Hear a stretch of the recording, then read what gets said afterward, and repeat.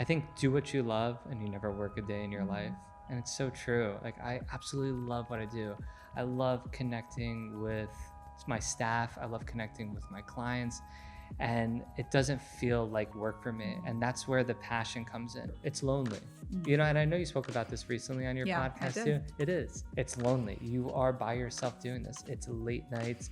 It's getting up early, and you're doing this on your own because you had this goal and vision to do it, you know? So I would say, you know, staying true to your why. Why did you start this? And I think that's so important as you're going through it, because there's times where it's like, I don't want to do this anymore. Welcome back to the Thrive podcast. From cutting hair in his garage at just 15 years old to styling for celebrities, national campaigns, and New York Fashion Week, Michael Enzo Trivet has built a career fueled by creativity and purpose.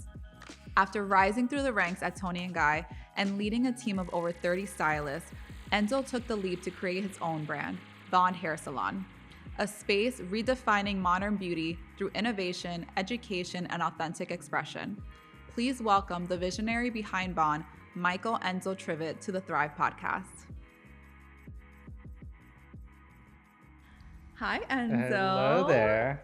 I was actually thinking about, what am I going to call him? Am I going to call him Michael or am I going to go with Enzo? I'm going to go with Enzo. You can call me my stage name. Yes. Enzo. No last name. Well, welcome to season 2 of the Thrive podcast. I'm so happy to have you here. Thank you for making your way here. Very excited to be here. Yeah. Beautiful space. I love the olive trees. Thank you. Cool. It's definitely a vibe. This is your vibe. This is totally your vibe. As soon as I walked in, I was like, "Yep, this is." I'm definitely in the right place. This is her podcast. I love that. Okay, so this is gonna be a fun podcast. I like that.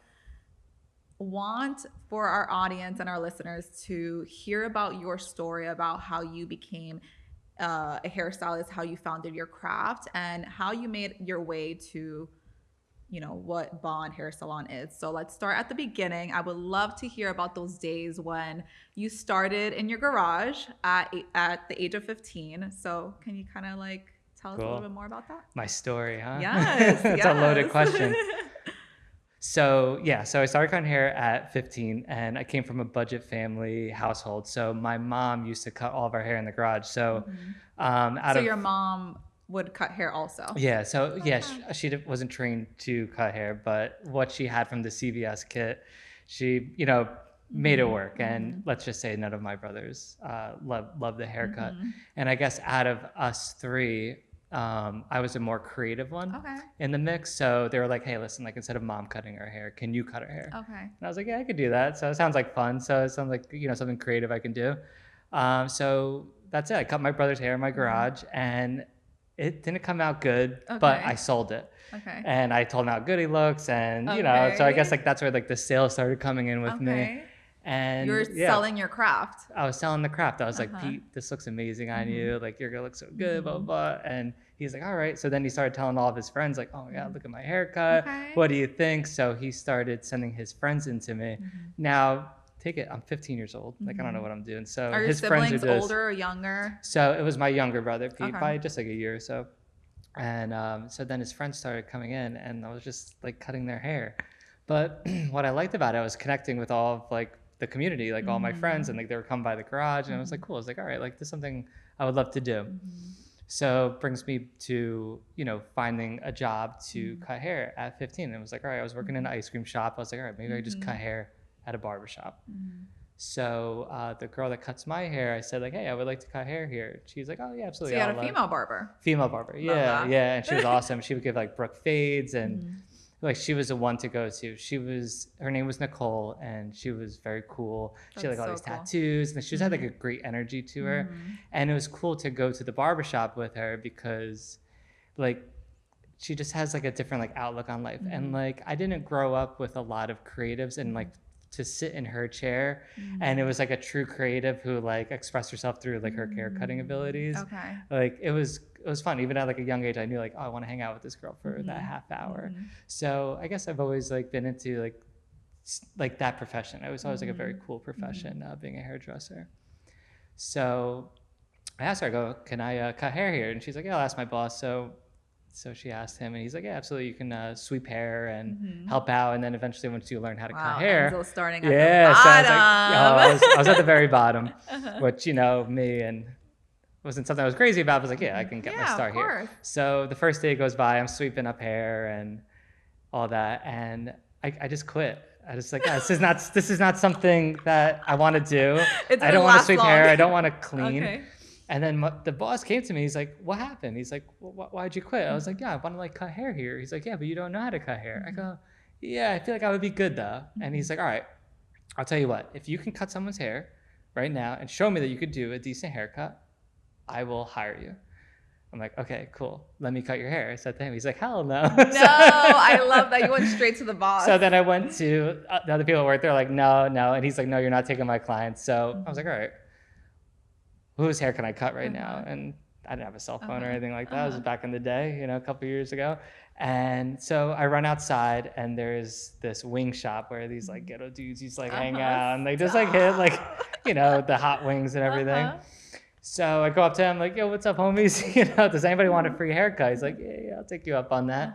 So I brought him in and I cut his hair, and it was a decent haircut. It wasn't anything. And my boss at the time, he goes to me, he goes, listen, it's not a good haircut, but you got balls. You went out there and you found somebody and you just cut their hair. And for that, like, I'd love to give you this opportunity. And it was like, ooh, I love that. So from there, it just like was the start of like, okay, I'm going to start cutting hair at a young age. And it was just so easy for me because all of my peers and, my, friends and everything were all, close to me. So it was just like, hey, come in, like, and Enzo's cutting hair, Mike's cutting hair, like just come in and stop by for, a $15 haircut at the time.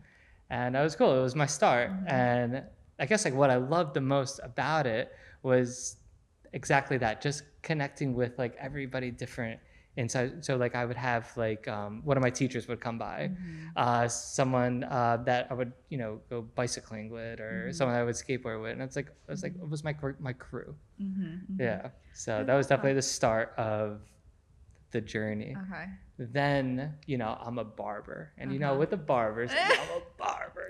Like I'm not like doing women's hair. Yeah, it comes with the barber title. It's a tougher role. You're not necessarily like putting ponytails in and highlighting and slicing and point cutting. So I went to beauty school to be a barber.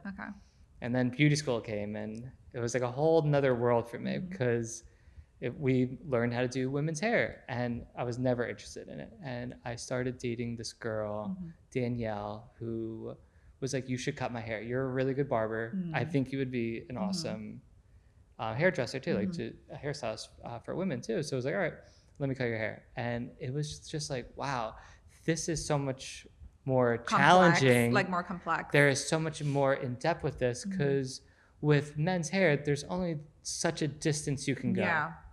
It's short on the sides, long on top. Once they like you, that's it. They're your client every 3 weeks, and that's great. And I think, the barber mentality or the barber career is an awesome career to go to. I think there's like good retention too. Great retention. But I just saw that you can be more creative with women's hair.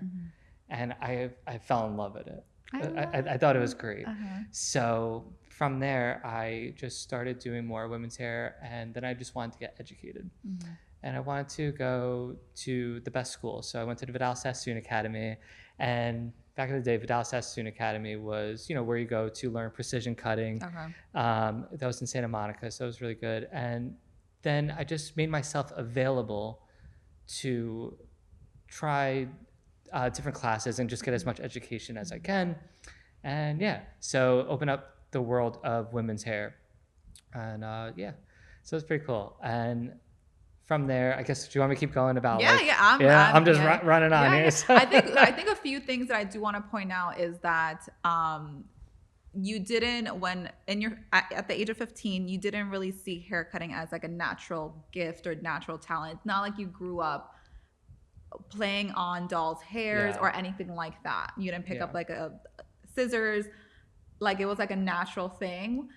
It sounded like it was more out of like a necessity. Like your mom was trying to do what was right for your siblings, and maybe it was a lot of you guys. So Yeah. She was like, you know what? I'm going to push this on you. You seem like the one to do it. Yeah. And I love that because it was all those like scenarios led up to you finding what you're gifted at also. Yeah.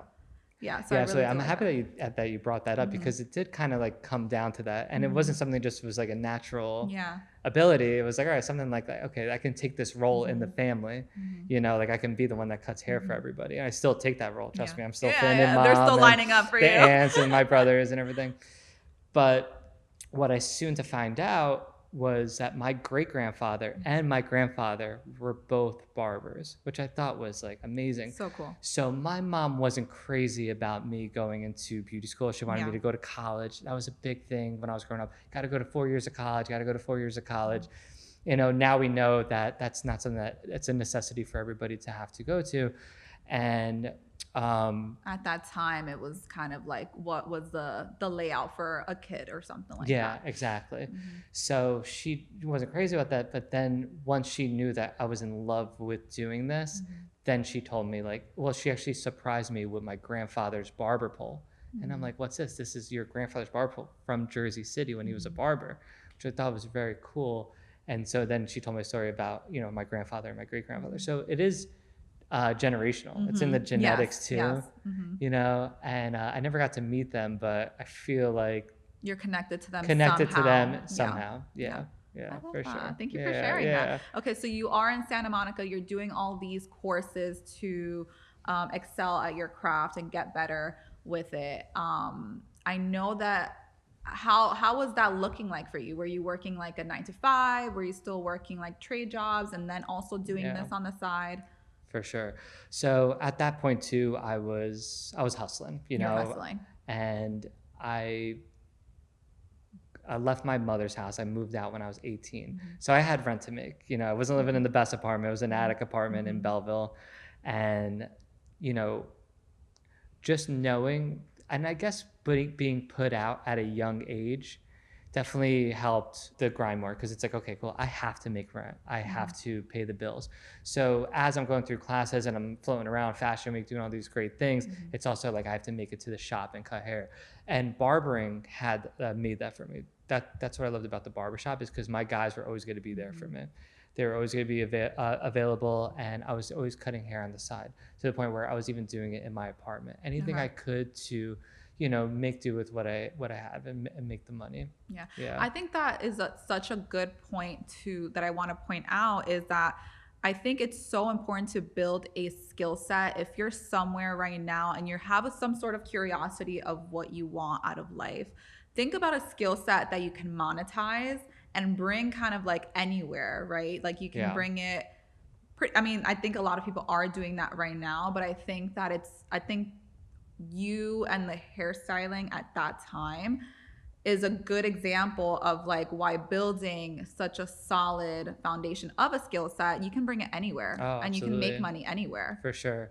I'm definitely not going to be replaced by AI, you know? Right, correct. No, yeah. And what's nice is that I can move to Italy tomorrow and I still have my two hands. Exactly. You know, and I have the experience that I have now, that you can go into opening up another salon. You can work, like once you, and I teach a lot of my staff this too. It's like, if this is your career, learn everything, because you never know what this industry is going to bring you. You know, so if I move somewhere and they need editorial hair, I know how to do editorial hair. If I move, or I could do bridal hair, I can do barbering. You know, it's good to like, you know, if you're going to go into a career, just know everything about it. You know? Like be a sponge too. Be a sponge. Yeah, absolutely. be a sponge. Absolutely. When you think about those earlier years, you're in your grind era. What did that teach you about following your passion? Yeah. Well, I think do what you love and you never work a day in your life. And it's so true. Like I absolutely love what I do. I love connecting with my staff. I love connecting with my clients. And it doesn't feel like work for me. And that's where the passion comes in. It's easy to wake up and go and do that, you know? And so as far as like passion, it's always just been in me, you know? So your career began to grow immensely when you became a hairstylist with Tony Guy. That's when you and I met. Yes. While you were also leading development for the northern area part of Jersey. Yeah. which is a huge team. How did that experience shape the rest of your career and make its way to you having your own successful brand now? Yeah. Well, Tony and Guy was a really great company to start with, and have the big bulk of my career being with them, because Tony and Guy, they taught me structure. They taught me how everything matters, from the way that you answer a phone call to how your tea is set up for you, your coffee, how your haircuts are, on the consultation. And it's funny, I was just watching a documentary recently on Netflix called Nobu. It's like how Nobu started. I don't know if you got to see it, No, I but it's haven't. actually really good. And Nobu goes around to all of his different restaurants and he goes in and checks the food. And I was like, oh man, like that's how Tony and Guy was. Yeah. Like they had such a certain standard. And what I also thought was great about Tony and Guy was that the culture was really good. And the culture all stemmed from the top, the leader, that. And Zach Vascolo, who was the leader at the time, everybody just, they followed and trusted his vision. And he was so good with that and so good with like his craft.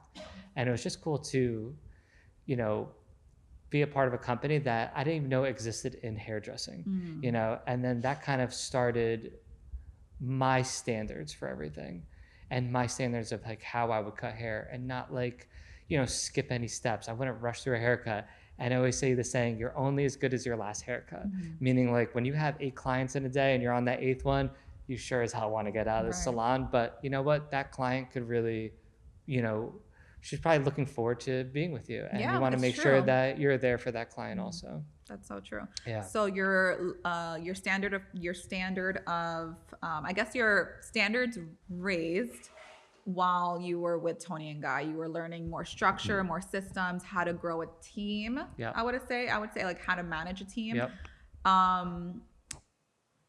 Yeah, in regards to like managing a team that large, what do people not really understand, like what it takes to do that? Yeah, absolutely. I think a lot of it is that we're very structured inside the salon, and a lot of creatives don't necessarily enjoy structure, which you probably know. Yeah. And if you put a creative in a structured environment like a 9-to-5 or a corporate job, they're going to lose their minds.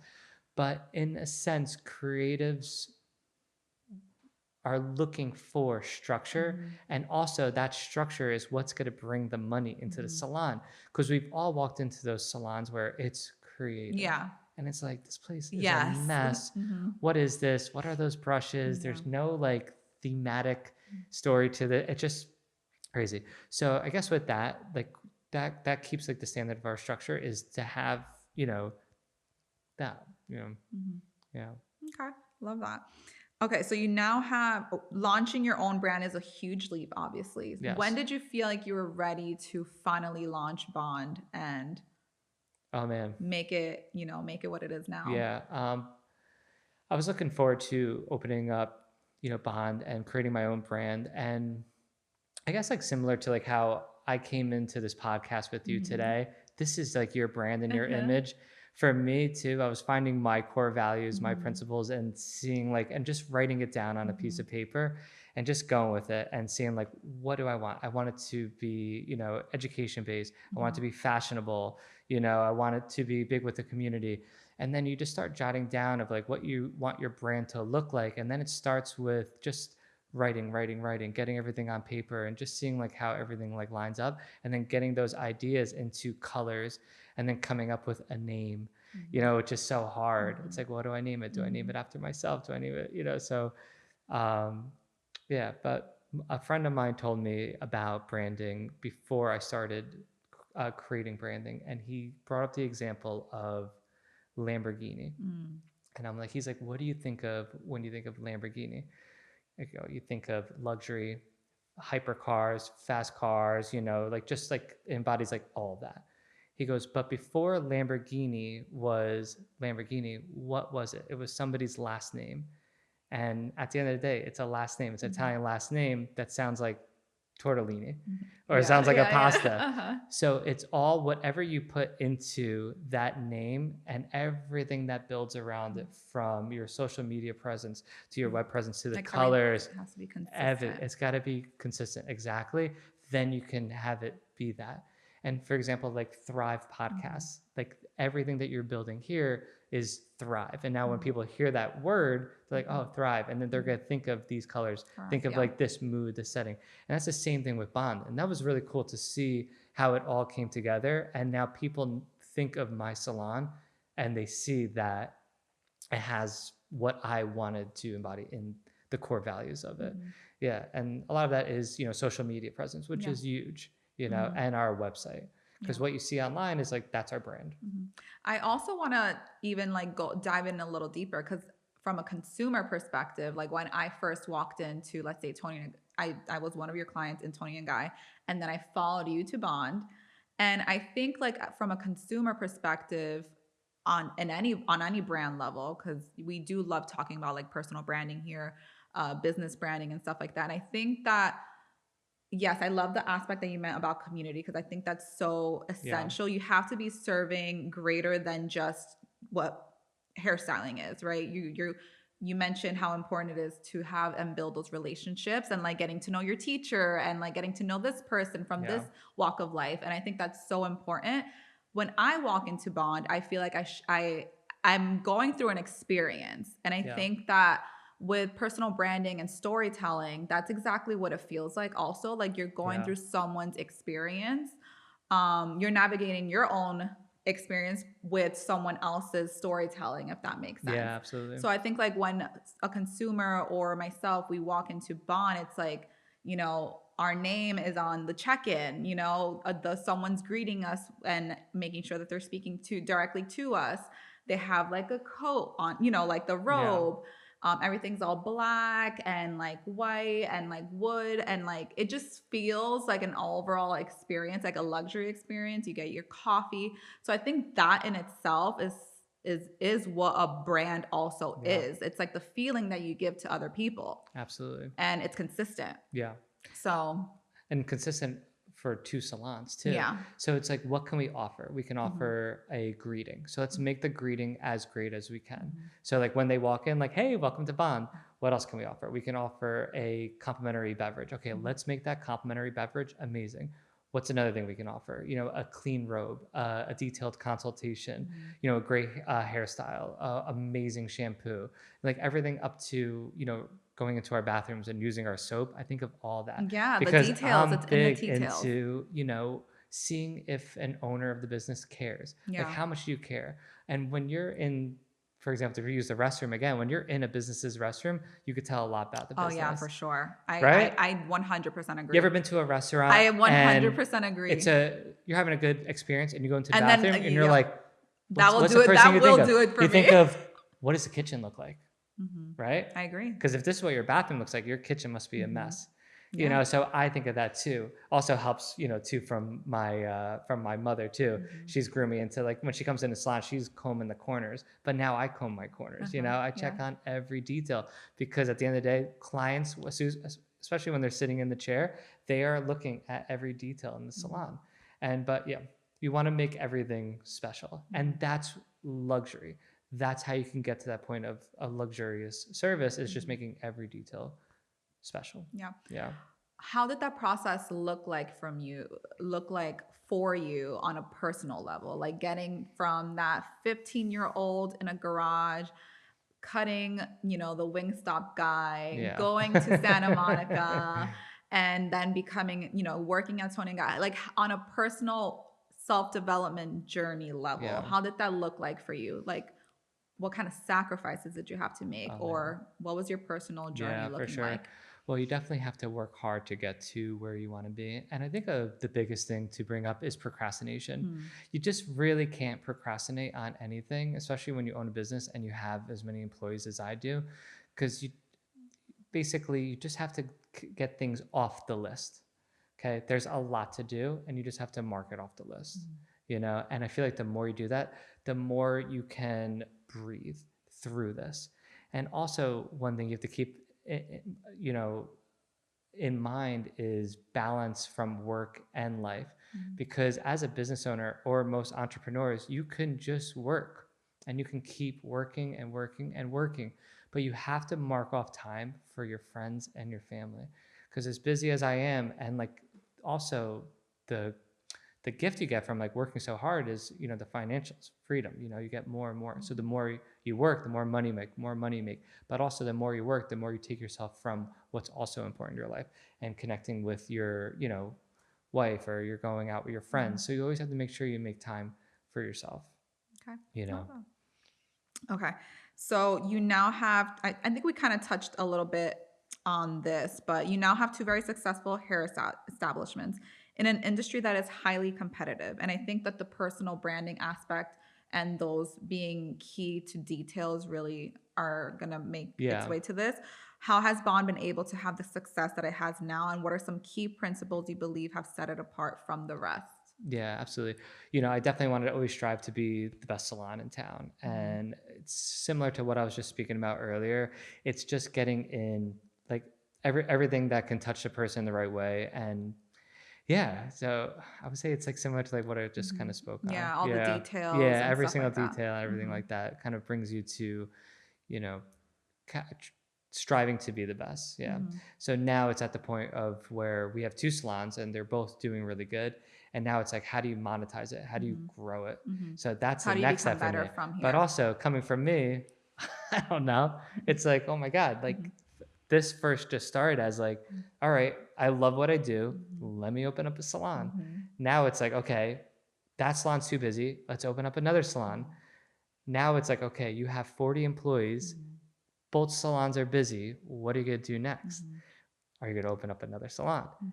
And, you know, coming from me, also a creative, this is exciting because this is challenging for me, opening up more businesses, and I'm learning and growing more. As far as like the industry as a whole, I learned everything that I could in it and I dove into every aspect of it.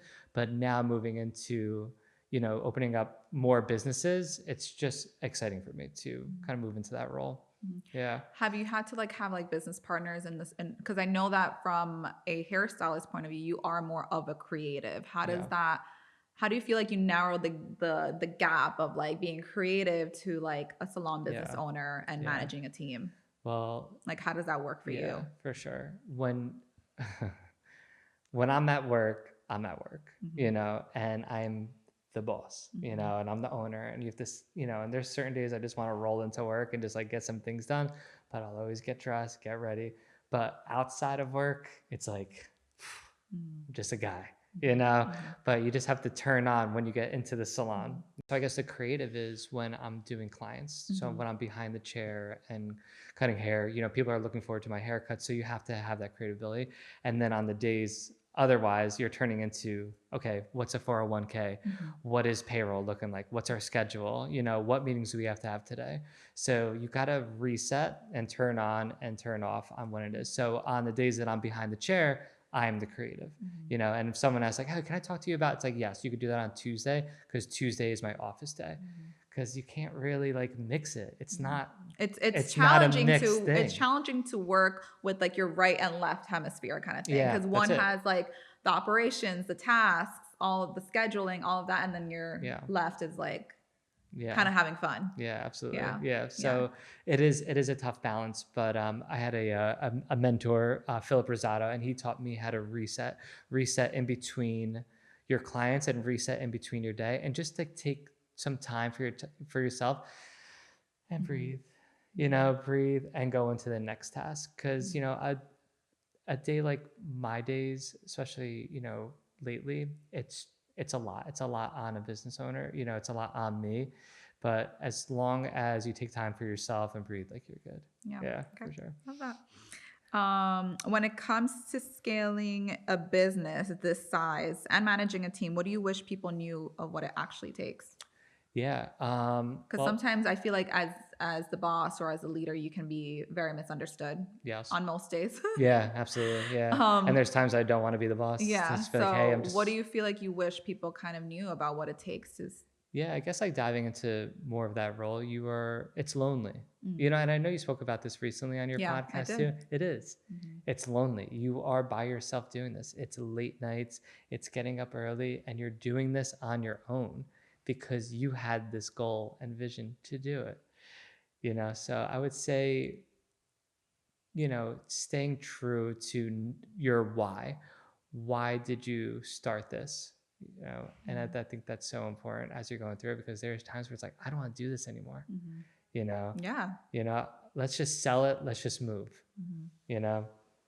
Yeah. So there are those days. And what do you feel like is your why as to why you do continue to do this? Yeah, I would say my why has changed recently. Now my why is my family, you know, because now I have a baby boy on the way, and like that's like my biggest why, and I want to be the provider for my family.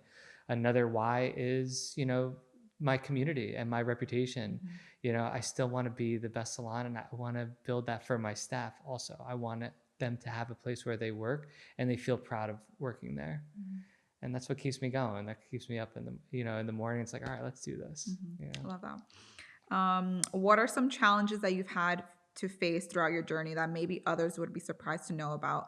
And what advice would you give to someone who may be going through a similar obstacle like that? Yeah. I mean, my challenges are not challenges. You know, I think I'm lucky and blessed enough to be able to do this. I have my 2 legs. I got my arms, I got everything. I got the right mindset to do something like this. So for me, I'm lucky to be able to do this. There are people with so many other challenges. And anytime I'm faced with challenges, I just think of somebody else who's in such a worse circumstance than I am in, you know? And for that, like, yeah. So like, you know, our souls could have been put anywhere on this earth. You know, we are lucky to be where we are right now. And, you know, times that are going on in the world that aren't so great. Yeah. So I think when you are faced with a challenge, put yourself in someone else's shoes and what are your challenges? You know, like your problems start like, looking are your less. problems, your problems look less smaller exactly, compared to someone who has true problems. Like, I feel like this is a luxury that I get to live, you know, being able to become an entrepreneur. And for that, having that mindset, it's easy, you know? Okay, so now you mentioned the fatherhood. You mentioned that you now have a different why that, you know, that you're transitioning into. So talk to me about a little bit about fatherhood. Your baby's on the way in like 2 months. December 14th. December. Crazy. What are you most excited about?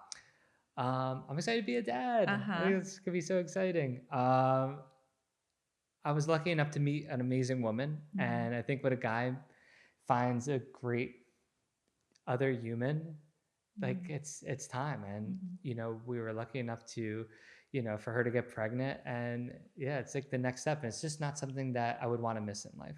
You know, and you know, speaking about what I spoke about earlier, it's like you can just work, but also, like, you know, the dinners and the vacations, like, what's next for you? You know, and I think building a family is going to be the most gratifying experience. Okay, so what are you most excited about becoming a father? And what are you excited to teach your son? Well, yeah, I guess what I'm looking forward to teaching my son is how to be a cool kid, like how to navigate through life and be respected by others and have respect for others. I think it's just so cool. It's just not something that I wanted to miss. I've always wanted to be a father, and this would be really cool going into childhood, but I'm going into the unknown. But that is exciting. It's exciting for me to go into the unknown, and it's a new challenge for me. Yeah. I feel like as entrepreneurs and I feel like you kind of, when you stop growing after a while, you just kind of, when you're kind of just staying the same, you kind of start like dying, and like you start trying to seek that next challenge. And I feel like that next thing is gonna be fatherhood for you. So I'm excited for you. Yeah, thank you. Yeah, looking forward to it. It's the next step. Yeah, we'll see how it goes. I'll keep you posted in another month. Right now, like, we don't, you know, right now it's all on my wife. She's you know, pregnant, about to have the baby, and I'm just there trying to get the apartment ready, trying to get, you know, the car ready, doing all this, and then I just wait. And supposedly on the day that the baby comes, that is the day that the man has the realization. So I finally like that, then we realize, because you know, it's not in my belly right now, you know. So right, it's a different feeling. It's a different feeling. Yeah, you just you know, you get to feel the baby, which I think is pretty cool. That's exciting. Yeah, it's exciting. I'm excited for you. Yeah. So what's next for Bond? Oh, What is, do we have anything exciting coming up or? yeah, for sure. So the holidays are coming, so that's just Mhm. exciting enough for me. You Mhm. know, we're going You're two like the years holidays into and the yeah, baby are like that's coming. good because it's gonna be the holidays and Uh-huh. baby is way more than enough right now than I can handle.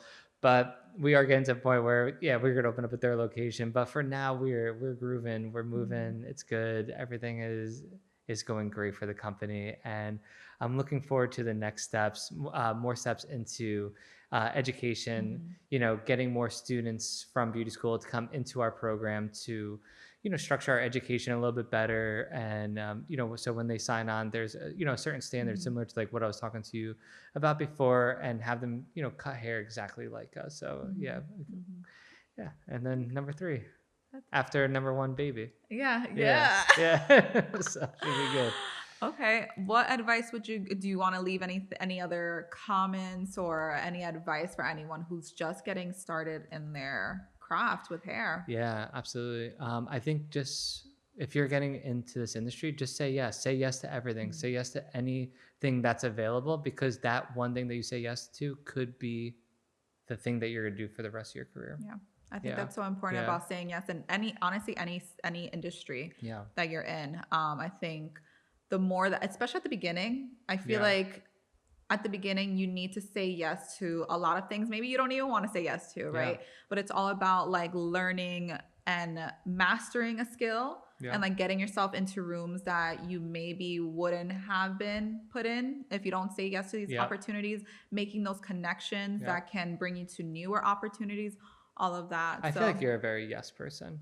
yeah, Yeah. I Right. try Yeah. to. Yeah. Which is good. Yeah. But isn't it funny, like the things that you say yes when you're younger, and then Mhm. you learn how to say You no? say yes, you Because it's like learn. I've agreed to that. Now, Yeah, no. It's your funny how that changes, though. priorities, yes, your Yeah. priorities, and I'm sure as a father, it's Yeah. probably your priorities are probably definitely going to be Yeah. shifting. Oh, for sure. So I think in different seasons, your priorities do shift, and I think Yeah. on based on like what you value too. Yeah. You say yes, and you learn how to say no to certain Yeah. things that.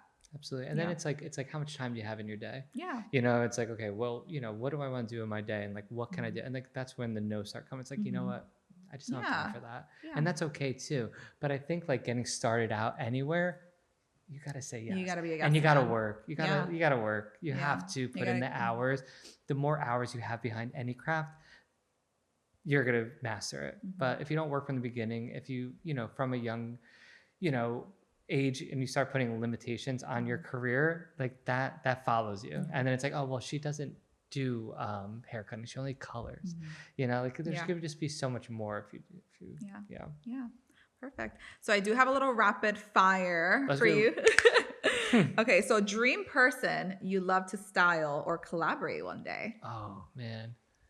Dream person I would like to style or collaborate one day. Well, I guess like Sabrina Carpenter is so hot right now. Okay. And she's got good Wait, hair. I'm sorry, not Sabrina No? Carpenter. Okay. Sydney Sweeney. Oh, I don't know who that is. Okay, Sydney Sweeney. She just Okay. came out. Sydney Sweeney. No.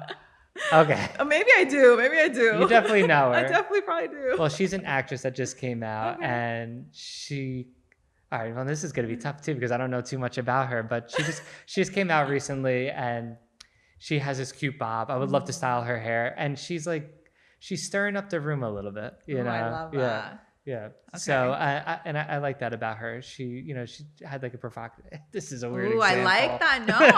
No. Wait, But no, that's from a creative standpoint. Well, she came out recently because American Eagle. Mhm. She did an ad for American Eagle, and a lot of people were like hating on her ad because it was just too sexual and whatnot. And then she had a event recently for the Power of Woman, and she came out with this dress that was pretty much see-through, and I was like, good for her. Like, good for her to like not care what anybody Yeah. thinks, and like, this is my body, and I'm gonna wear how I want to Yeah. wear. And like for that, I would love to meet her. I would love to do her hair. She's got this bob. It'd be Sydney. cool. Sydney Sweeney. Google it. Yes. I gotta know her. Hopefully, You have I'm to get saying her her in your name right. Okay. What's your go-to song that instantly puts you in a creative flow? Oh, I feel like you're a good beat Yeah, kind of guy. for sure. I definitely love, I guess if I'm in the creative flow, like can't go wrong with Rufus Du Sol. It's good. It's just good background music. And then, on a lower volume, Travis Scott, you can't go wrong. A little Astro World. It's like, You know, you're in it. Okay, what's one hair trend you wish would never come back in style? Oh, the lob. What a boring haircut. What is the lob? It's the Oh, long like the bob no, I that don't like just the makes long every bob. girl The look like a awkward bob. triangle. No, we It's don't just like a that. lot of this. That was a thing? Yeah, probably like 10 years ago. Oh, It no. was because you didn't commit to a bob. It's like, oh, do a lob. It's like a longer bob. like So a- it's just a one length right at the collarbone. And it's just such a farty haircut. Let's Yeah. not bring that back, girls. Let's not bring that back. not bring it back. No. Okay, what's one thing you value now that you didn't before? Time. Time. Yeah. You value your Yeah. time now? Yeah, I Okay. value my time a lot. Like I used to wake up at like 10 o'clock in the morning. Like especially like if I went out Saturday, like I don't care if I'm going out with the boys on Saturday, I'm still waking up Sunday again. And because there's only so much time in the day. And I think Yeah. once you get past a certain time in your life, you know, or a certain age in your life, like you value every minute. So you want to like, you know, fill up your to-do list and get as much in as you can. Seize the day. Seize a day. Seize it. Okay. What does thriving in life mean to you? Thriving in life means to me showing up for yourself, showing up for your family, and just being the best you can be in any moment, and just being a good human, being a considerate person. And be good to your neighbors and be Yeah. good to your peers and like anybody that you can touch, you know, that could be an important moment for them. So try to give them like your all, you know, and slow down and connect with people. Love that. Well, thank you so much. Oh, you're welcome. Thank you so much for having me. This was amazing. Of course, we're wrapping up. Thank you so Cool. much for being here. I'm very excited to see what your next chapter is going to look Thank like. you. I think you're going to kill it being a father. I Thank think you. you're going to bring that fun creative element, and I think you're going to grow as a man even more Awesome. so, Thank which you. I'm very excited. Awesome. And thank you so much for having me on your Of podcast. course. This is amazing. You're Thank you. amazing. You know, we've known each other for some time I now, know. and there's is it? all different. You even have little gray hairs eras. now. Yeah, I've and I never have seen. gray Wait, I have gray hair too. You don't even have to say that. You can't even see it. But yeah. But it's exciting. Nice little We're full excited. circle moment. Yeah, it's exciting. Yeah. Yeah, Thank you so absolutely. much. Thank you for having me.